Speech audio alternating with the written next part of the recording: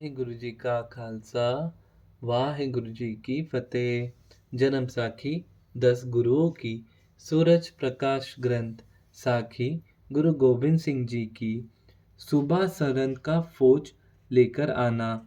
निर्मोहगढ़ टीले के ऊपर बैठे ही गुरुजी रोज का नित्यनेम आदि तथा योद्धाओं की देखभाल तथा अपने बचन के साधन जुटा रहे थे।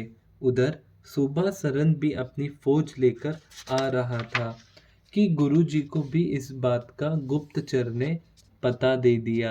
गुरुजी ने सिंगों को कहा कि दुश्मन का मुकाबला शक्तिशाली होकर करना। जीतते रहोगे तो राज भोगोगे, यदि शहीद हो जाओगे तो परम पदवी प्राप्त करोगे। धन श्री गुरु गोबिंद सिंह जी महाराज।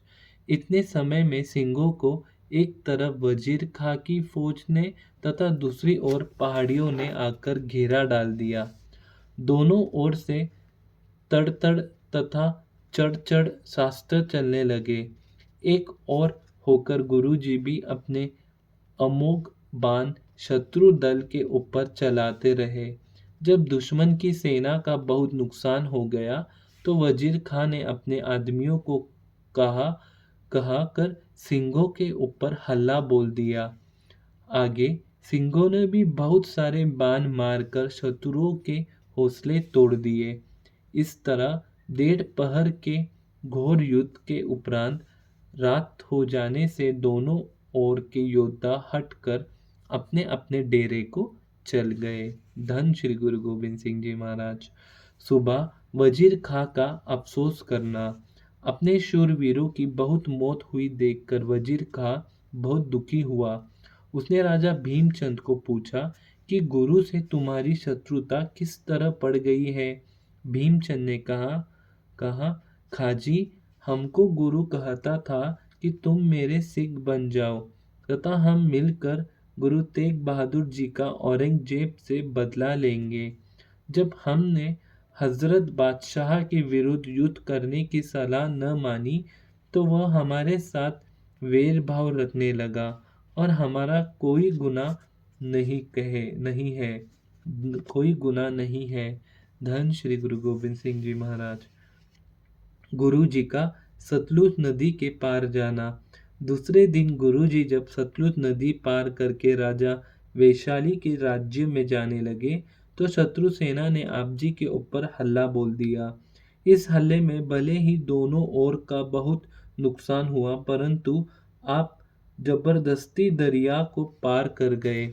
यह सब कुछ देखकर वजीर खान ने भीमचंद को कहा, गुरु पानी के प्रवाह की तरह किसी और से भी रोका नहीं गया, जबरदस्ती नदी से पार हो गया। इसी तरह पश्चाताप करता हुआ वजीर खां अपनी फौज को लेकर सरहद को लौट गया तथा पहाड़ी राजे लज्जित होकर अपने घरों को चले गए। धन श्री गुरु गोबिंद सिंह जी महाराज। राजा बिसालाई के पास निवास। जब राजा बिसलाई ने सुना कि गुरुजी उसके राज्य में आ गए हैं तो वह अपने कुछ अहिलकारों के साथ गुरुजी के पास आया तथा प्रार्थना करके गुरुजी को अपने साथ ले गया। सिंघों का डेरा बाहर लगा दिया तथा गुरुजी को अपने महल में निवास करवाकर बड़े प्रेम से हर प्रकार की सेवा आरंभ कर दी।